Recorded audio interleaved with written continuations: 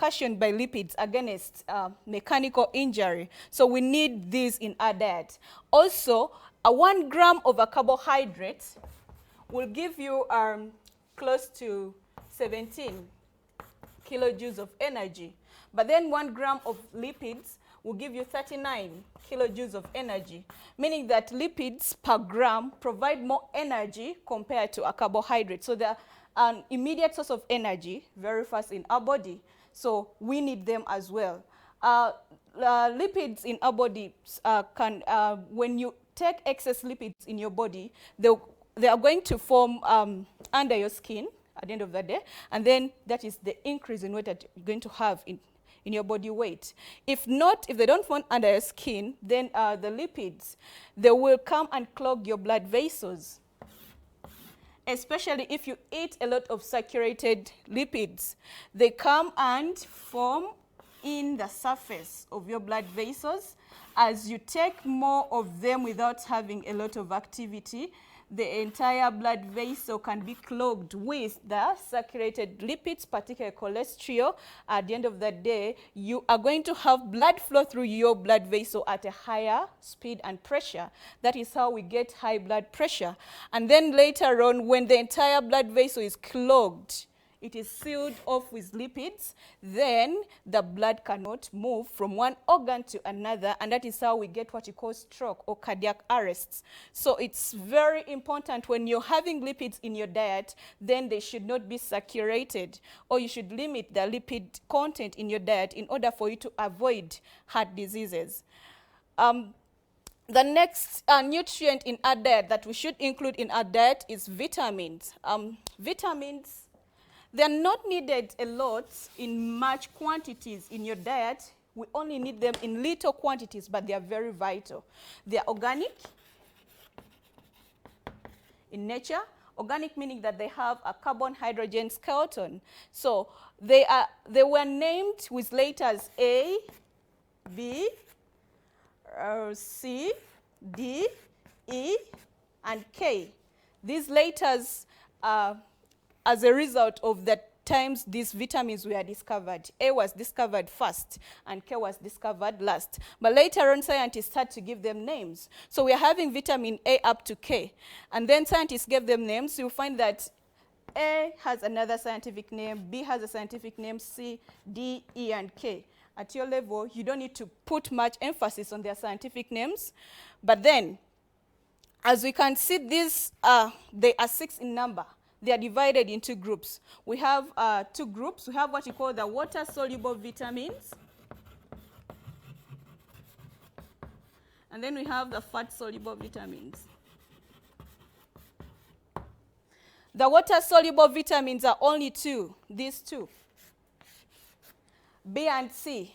B is a complex vitamin. When you look at B, you find there B1, there will be B2, there will be niacin, there will be B5, there is B7, there is B12.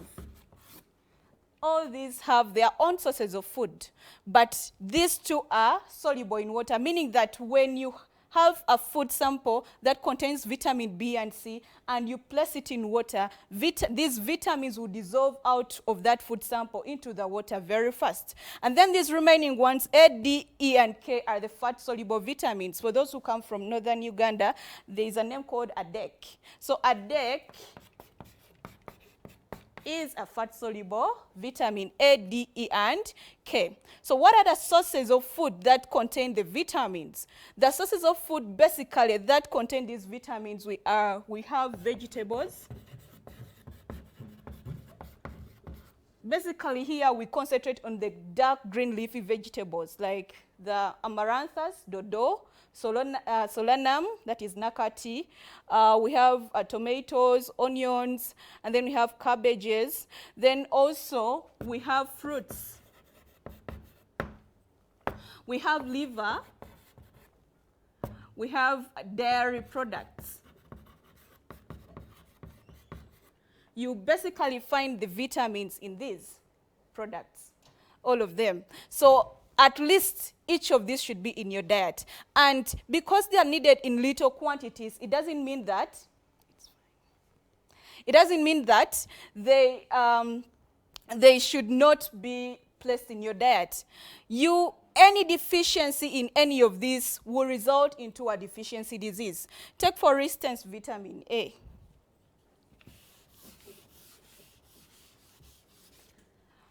Highly got from vegetables such as carrots. And if you lack vitamin A in your diet, you're likely to get a disease, a deficiency disease we call night blindness.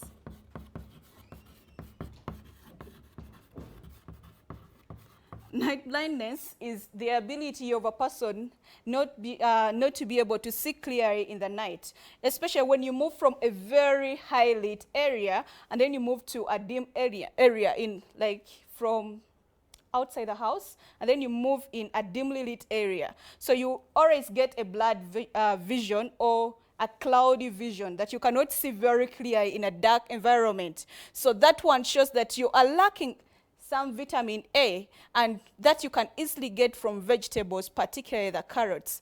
Then vitamin D, this one also is gotten from simple. This one just sunbathing early in the morning. That sun that comes out, the sun enables your bones to easily absorb calcium and phosphate ions in your body, strengthening your bones. But then if you lack enough vitamin D, if you lack vitamin D in your diet, if you're young, you're a baby, you're likely going to get rickets. Rickets, a condition whereby the baby has bracket legs. And then the elder will get a condition called osteomalacia. Osteomalacia, weak bones paining. Oftentimes we've had our grandparents complaining of backache, bones, lack of enough vitamin D, and being indoors most of the time. So we need this in our diet. Vitamin E, this can be gotten from the normal vegetable oil we take. Like when we are frying our food, you can get vitamin E, and even the vegetables as well. And then if you don't have enough vitamin E in your diet, a human being, you're likely to get what you call hemolytic anemia.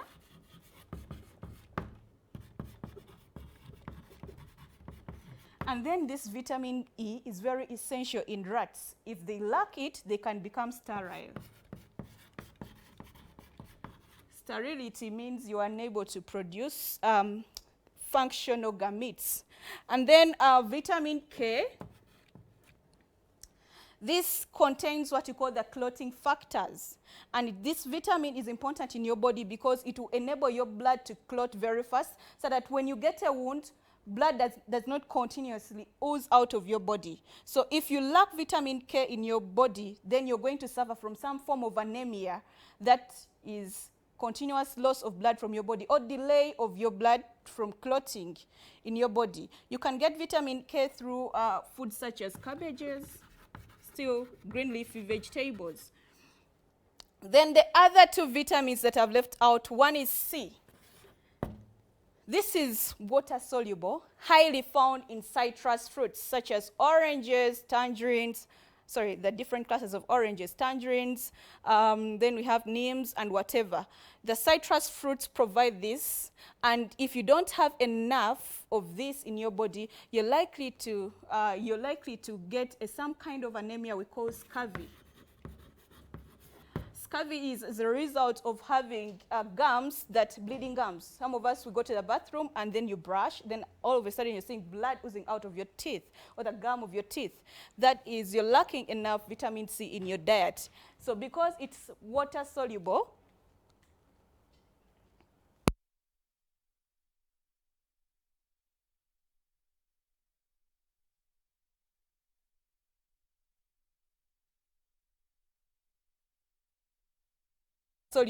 most of the vegetables and fruits that contain it, you do not need to overwash them in water. That is why when you're preparing your nakati or your amaranthus, the dodo, it's better you first wash them when they're whole leaf, and then after you cut them later on. Because if you cut them into smaller pieces and then you wash them in water, a lot of this vitamin is going to ooze out, and before you cook them, you don't have any nutrient in that food. You're only taking in fiber or in your body. So that is vitamin C. Then vitamin B, which is also water soluble.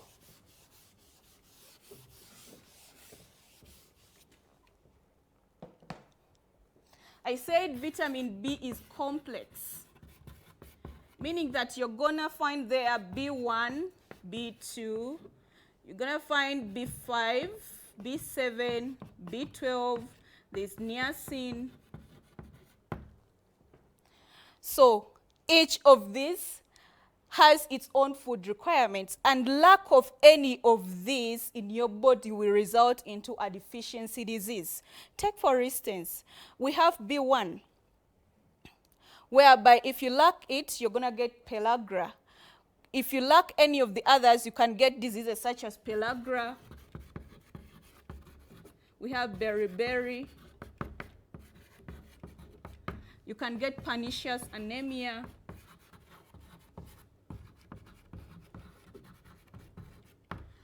Just lacking any of these, you'll have any of these diseases in your body. And then, where do we find a majority of these B vitamins can be found in rice? And then because rice is a staple diet to all of us, and this vitamin is water soluble, it's not easily recommended for you to wash rice when you're going to cook it. By the time you're soaking rice in water, the entire vitamin B is already diffusing out, and then you're going to have basically a carbohydrate content of the rice and not the vitamins. They're going to be out already. So that is how important the vitamins are in your diet. The next are the mineral salts. These are important in your diet as well, but in little quantities. You don't need a lot of them. The most common minerals we need in our body, we have sodium chloride, which is always in form of sodium ions and chloride ions. These ones are provided from the normal salt, table salt we eat. Now, these sodium chloride ions are very important in nervous transmission in your body, and also maintaining an osmotic balance in your body of water, and the contents of the cell, the cytoplasm of your cells in the body. So, but these sodium and chloride ions are easily lost out of our body very fast due to conditions such as urine, perspiration, and then feces. We lose a lot of these. So because we lose them often in urine, in our excretory waste, perspiration is the sweating. If you've ever tested your sweat, it's kind of salty. If you've ever tested your urine, it's kind of salty. I don't want you to test your feces. No. So the salts that are out basically are these. So we constantly lose them out of your body. That's why our bodies, that's why every time we are preparing a meal, we should have salt in our beans. We should have salt in any of the meals, because we constantly lose them out of your body through these conditions that we undergo on a daily basis. Other salts, there are very many that we need in our body. We have iron. We have, this forms hemoglobin of your body. Then we have magnesium. We have copper.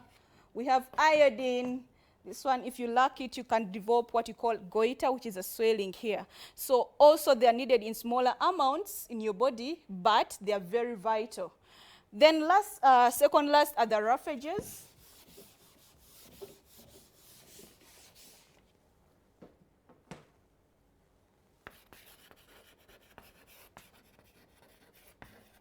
Also known as the dietary fiber.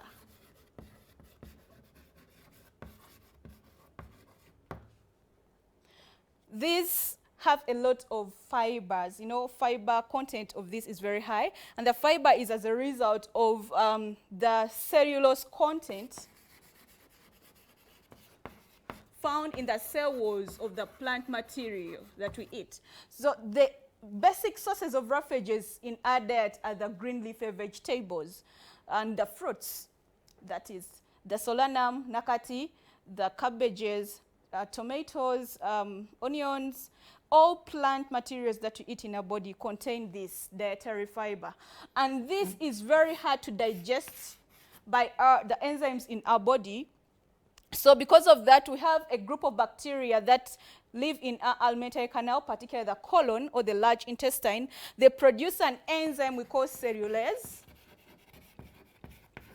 that will digest the cellulose into absorbable food substances in this dietary fiber, and then after it will be absorbed in your body. But if not that, we eat it and take it through our entire digestive system towards the colon. The colon is near your anus, and this is still the way it is. What is the importance of roughages in our diet? Roughages are very important because they prevent constipation.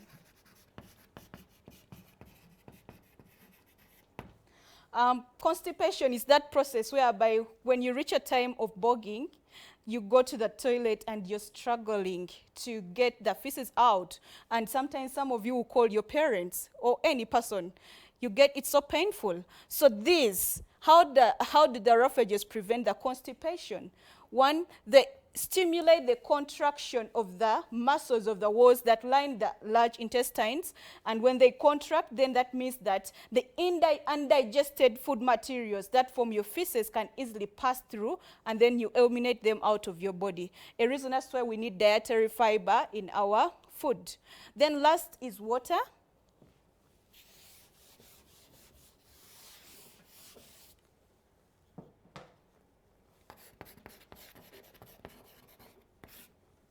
Water has no any food value in it, but it is very important in a diet. You cannot serve food containing all these and you miss out water. It will be like suicide. Like you serve someone pieces of cassava and you don't put water, it is suicide. It has no any food value. But it's a component of a balanced diet. How?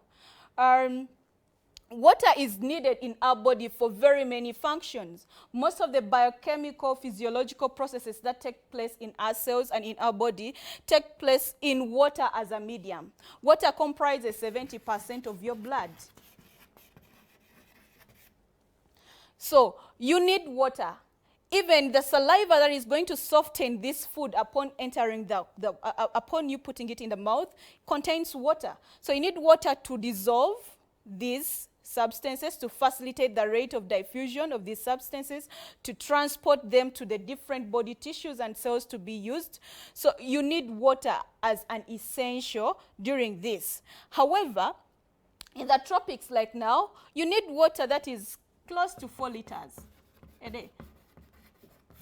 You should not take a lot of water, more like water that exceeds 4 liters, close to 6, especially in the tropics. If there is a lot of water in your body, then you are going to upset the osmotic balance of your body. Osmotic balance here, I mean the minerals, the sodium chloride.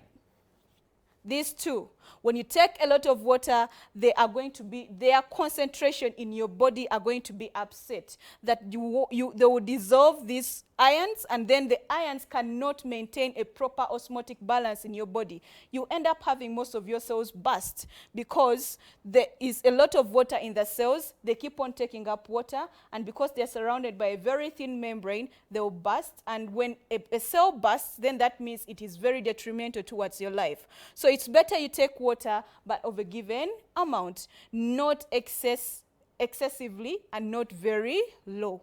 So these are the 7 nutrients that we need in our diet. I talked about carbohydrates and proteins the last time I was here.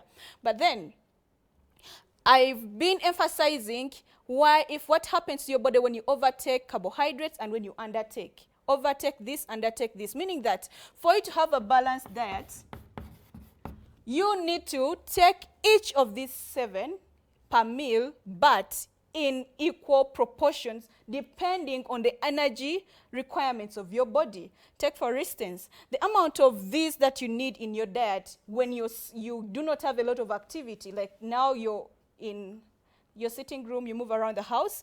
The amount of this that you need when you're inactive is not the same amount that you need when you're going to do an activity like running, like farming, like any exercise activity. You will need more of this because you need to have more energy. So our bodies at rest will still need some small energy we call to sustain the body processes like heartbeat, transportation of blood, and that process is what you call, the basal metabolic rate. The basal metabolic rate is that limited amount of energy, that amount of energy that is needed by your body at rest. Even when you're sleeping, your heart is still pumping. When you're sleeping, your blood is still moving. So some energy is needed. That is why these foods must all be there. And on minimum, everybody of us needs this BMR to sustain our lives even when we are inactive. And then the minimum amount of energy of every organism at BMR is 7,000 kilojoules of energy. These ones should always be there. So when you're eating, you eat first of all to have this. It's a standard. But then depending on your activity, you can add on, like I am going to do sports, I may need more than 7,000 kilojoules because my heart is going to be pumping at a faster rate. My muscles are going to be contracting, so I will need a lot more energy. That is why you portion your food accordingly. So a balanced diet, as I said, a meal containing all these food values but in their right proportions or amount.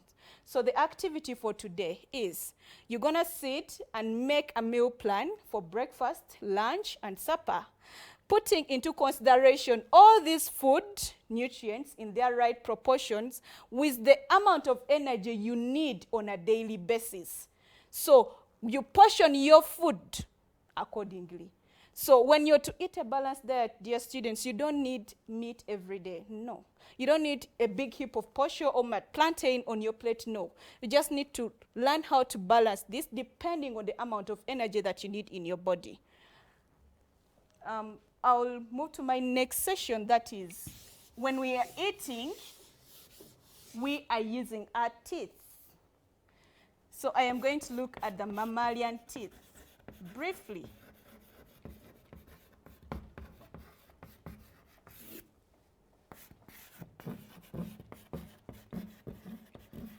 When you're looking at teeth, you cannot go away with the word dentition and then the word dental formula. Here in dentition, we look at the number. Then we also look at the arrangement. And then lastly, we look at the shape. The number of the teeth in your mouth cavity, how are they arranged and what is their shape? That is dentition as a definition. You should include all the three: the number, arrangement, and shape of teeth in the mouth cavity of any named organism. So different organisms have different numbers of teeth in their cavity. The arrangement may differ, and the shape may either be the same or may be different. So if an organism has the same shape or type of teeth in their mouth cavity, then those organisms are known as homodonts. These are organisms having the same shape of teeth, and they perform almost the same function. A very good example of homodonts, we have the shark and the crocodiles. These ones have the same type of teeth arranged in the same way in their mouth cavity. Then where me and you lie, we are heterodonts.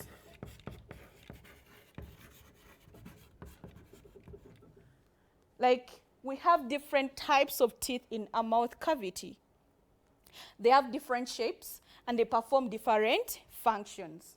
So to throw more light on heterodonts, organisms such as mammals, me and you, and all the herbivores, the carnivores, the different types of teeth we have. In primary, your teachers have taught you this, so I will not dwell much on it. So we have 4 particular types of teeth. The first one being the incisors. I'll be abbreviating it with I. Then we have canines. Then we have premolars. And then we have, lastly, the molars. The incisors being the front teeth. And when you look at them, they have a flat but sharp edge of their crown. And then they also have one root. And then this is flat and sharp. Basically, these are used for cutting food, cutting or biting.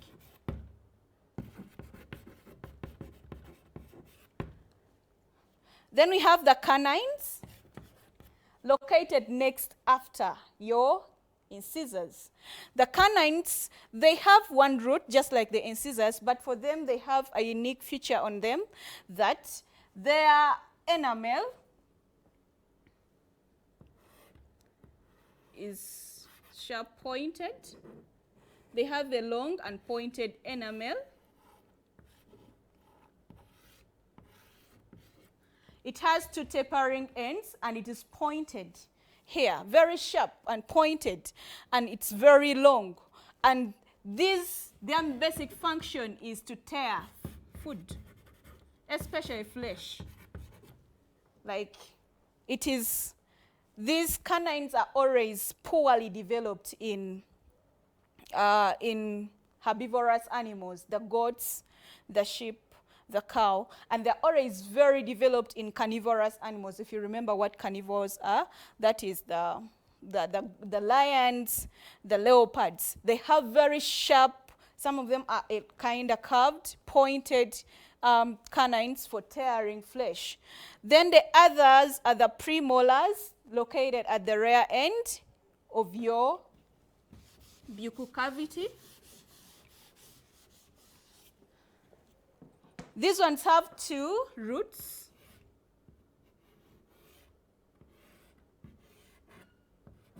And then their crown is made up of two cusps. So these are the two cusps, and these are the two roots. And their basic function is to grinding of food or crushing of food, located towards the rear end of your mouth. Then we have the molars. The very, very last ones. When you add out the very last set of pair of teeth that develops is the wisdom teeth. And they are the very good example of the molars. They have 3 or 4 roots.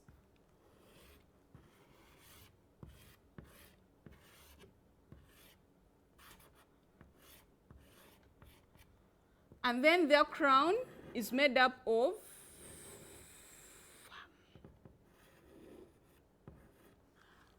of 4 to 5 cusps, many cusps. And also their major function is to grind and even to crush food.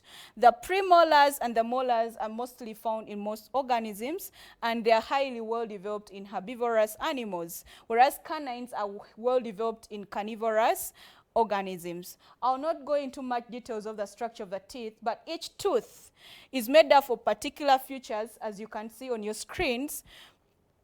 You will have the outer white part, we call the enamel, which is very hard. And then you're going to have this part where the tooth gets fixed into the gum. Then inside the white part, we are having the dentine, which is also like a tougher cavity. And then below the dentines, we are having the pulp cavity. The pulp cavity contains a lot of blood vessels and nerves that are responsible for sensing particular pain, changes in temperature on your tooth. And then the roots, as usual, which are at the bottom. So the teeth being a tissue, it is supplied with a lot of blood vessels. It needs the blood vessels for it to remain functional. So that is what I can speak about the structure of the teeth and the different kinds of teeth we have in heterodonts. Now, let us look at the dental formula.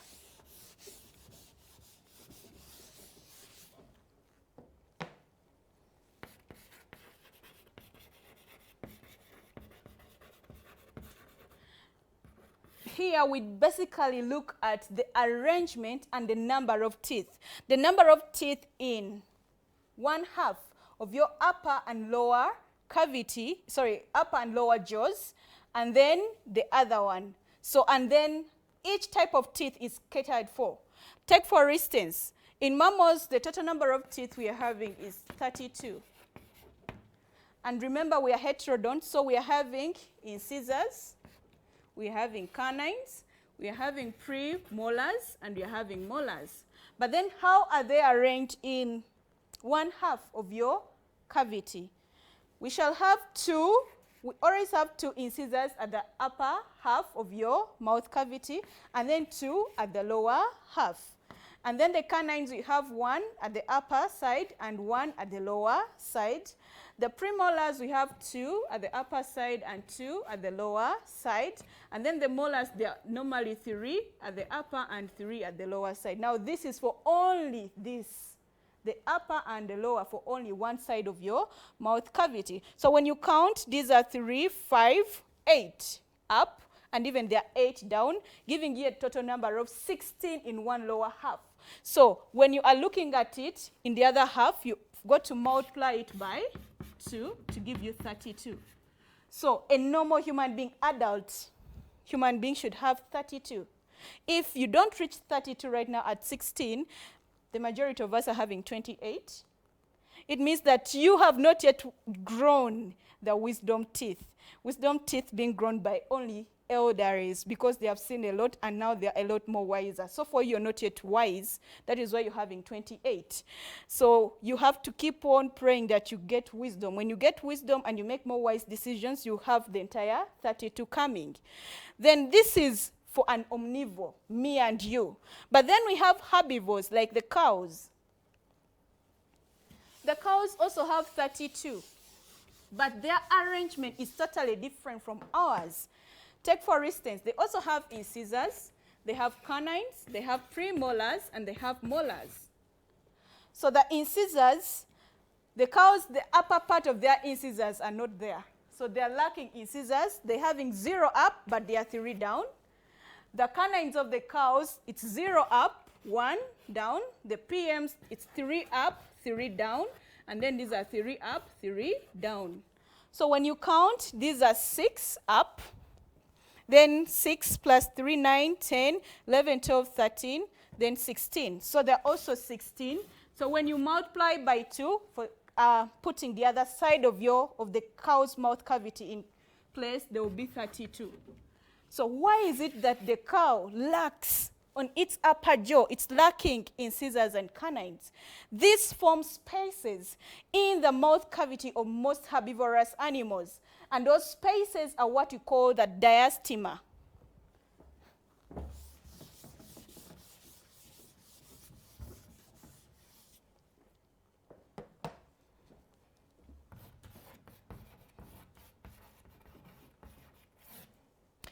It's a gap which is supposed to be occupied by the incisors and the canines in most herbivores, if not all, that lacks those. And this diastema in herbivorous animals is very important because it is very important during the chewing and gnawing of food,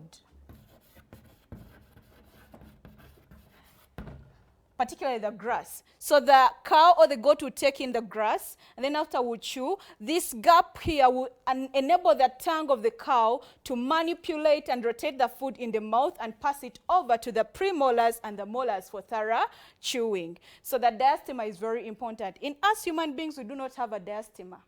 However, there are some gaps a small gap that can exist between your incisors, the so-called cazigo, and people take it for attraction, but it has no any scientific purpose. But in herbivores, it is very purposeful. Lastly, how do we care for our teeth? And what is likely going to happen to you if you don't care for your teeth?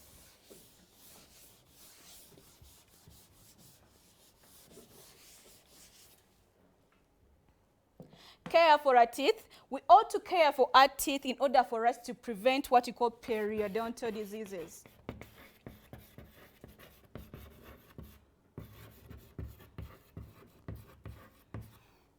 Amongst them, we have the gum becoming weak, flabby, swelling, and it cannot support your tooth or your teeth very well, and then it starts bleeding, and in most cases you start having, this is common in young kids, whereby they start plucking, is it plucking? They get their teeth out of their cavity. But when you mature and you don't take good care of your teeth, it can happen to you that you start getting your teeth out even at an adult age, and when you get it out at an adult age, you've already developed what you call permanent teeth. You will not get it back. So you ought to take care of your teeth. as a person. In the extreme cases of periodontal diseases, you will get what you call tooth decay. And this is the rotting of your teeth. Now, what happens towards tooth decay? Our mouth cavity has enormous bacteria in it. And most of that bacteria in our mouth cavity is normal flora. Normal flora, I mean, it's normal. It is very it has no harm or effect. In fact, our body has a lot of normal flora bacteria that has no harm. But some of these bacteria in our mouth cavity will combine with some components in our saliva and the food that we eat. And when it combines those components, as you're seeing on your screen, it will form a tissue we call plaque. This is soft tissue that is kind of yellowish in color, and plaque tends to come and settle at the lower side of your teeth towards your gum. This plaque is very soft, as I said. It can easily be removed by brushing of your teeth every after a meal. And in any case you don't brush your teeth every after a meal, this plaque will become, now the soft stuff will come stiff or harder, and it form what we call the tater.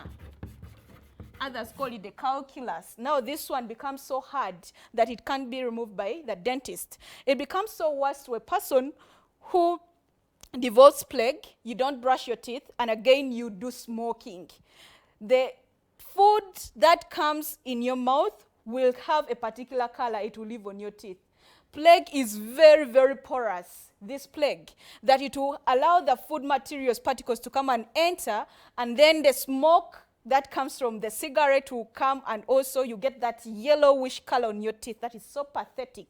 And then later on, to the extreme cases, it will become black or dark things here at the lower side of your teeth, and that becomes so pathetic. So at extreme cases of this, the moment you eat food on a daily basis and you fail to brush, the food particles will come and stick on your teeth, and now the bacteria in your mouth cavity are going to start feasting on that food.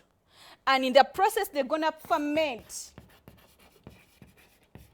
the food surrounding your teeth or your tooth, and then the waste product they'll produce will be an acid. The acid is going to start corroding the enamel of your teeth. When it corrodes the enamel of your teeth, it's going to break it, and then that's when you start getting holes, tiny holes in your enamel. And then those holes will keep on expanding, because the more you eat food and you don't brush, or you eat beef and you don't brush or floss, the food will come and enter into those holes, and then it will get stuck there. And the bacteria will comfortably be eating, producing more acid. The more the acid that is produced, the more the holes in your enamel come in. So continuous bacterial activity on your teeth is going to increase the hole towards what you call the dentine, and the moment that bacterial activity reaches your pulp cavity. In the pulp cavity, remember we said we have nerves and blood vessels. So the nerves are sensitive. When it reaches, the bacterial activity reaches the pulp cavity, you're going to get that agonizing pain.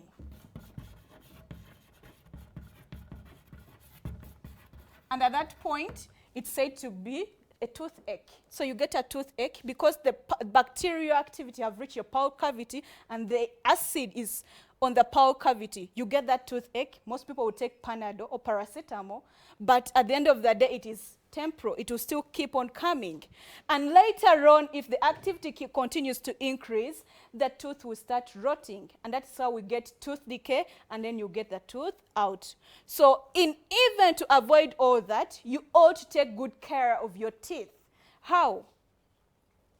Brush your teeth regularly. Every day you are supposed to be brushing your teeth after a meal. But remember, a meal is anything that you eat. Even when I take water, it's a meal. So at least the 3 basic meals of the day, lunch, breakfast, and supper, you'd brush. But in the event you cannot brush 3 times, at least brush 2 times. Don't sleep with food on your teeth up to the morning. You're giving a lot of time for bacteria to work on it. And when you're brushing your teeth, you don't need to smile at a toothbrush. No. Serious activity should be you should have serious activity when you're brushing your teeth. Then next, when you're brushing, use a toothpaste that contains fluoride. Some toothpastes go ahead to give you sodium, fluoride, and phosphates. They're very important. These are minerals that harden your bones, they harden your teeth, and prevent them from tooth decay. Then the other thing is you can visit the dentist. You can eat foods rich in ions, calcium ions, phosphates to enrich your teeth. You can also eat fibrous fruits like apples, sugar canes. Actually, the act of eating a sugar cane is simply the act of brushing your teeth in the layman's language. So eat those fruits to remove those food particles that stick in between your teeth. Then you can do flossing. Some people can also use toothpicks. After eating your beef, it sticks, some of it goes in between the teeth. Get the toothpick or a dental floss and floss out the food particles so that you keep your teeth very clean. So that is what I wanted to deliver to you today. Thank you so much for your time and for watching. What are the activities for today? The activity for today about nutrients, kindly draw out a meal plan to prepare a balanced diet to your people at home, depending on the energy requirements of all your people. If your dad at home does a lot of construction or does a lot of farming, please give him enough portion or give him enough portions. And if for you don't have a lot of work, give yourself little portions. And then portion your food in order for you to get a balanced diet. Then the next question on the teeth, why do you think it's very important to brush our teeth regularly? It's a question. And then, how do you think the molars and premolars of snakes and lions are adapted towards their function? Please, those are the questions for today. You can attempt them and reach out to me on my email. Thank you so much.